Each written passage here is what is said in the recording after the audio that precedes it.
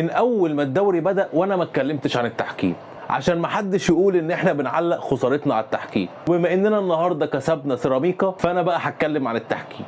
لحد امتى هتجربوا في الاهلي حكام؟ يعني الماتش اللي فات بتاع انبي جبتوا لنا حكم اول مره يحكم دوري ممتاز، والماتش ده بتاع سيراميكا جايبين لنا برضه حكم اول مره يحكم، وانتوا بتجربوا في النادي الاهلي؟ من امتى النادي الاهلي كان فار تجارب؟ المشكله ان هم حتى لما جابوا حكام دوليين زي معروف ما هو برضه عمل كوارث. لما طرد هاني، ما هو انتوا بس انا نفسي اعرف انتوا بتعملوا كده ليه مع الاهلي؟ وعلى فكره طول عمر الاهلي بيتظلم تحكيميا، بس عشان بنكسب ما كناش بنتكلم ومش فارقه معانا، اهم حاجه ان احنا رجاله وبنكسب. بس الموسم ده زادت قوي، يعني ايه النهارده لينا ضربتين جزاء ولا شفت الفار ولا رجعت الفار؟ يا عم راجع حتى لو مش ضربه جزاء، بس كانت باينه ان في احتكاك. يا عم بص على الفار زي ما بصيت على بتاعه ياسر ابراهيم لسيراميكا. انتوا عايزين ايه من الاهلي؟ بس انا نفسي افهم. ولازم اداره النادي الاهلي تاخد موقف في موضوع الحكام ده، ما هو ما ينفعش. ولاعيبه النادي الاهلي لازم تشد شويه على الحكام. لعيبه النادي الاهلي انا بحس ان الحكم لما بيزعلهم بيقولوا له حاضر احنا اسفين،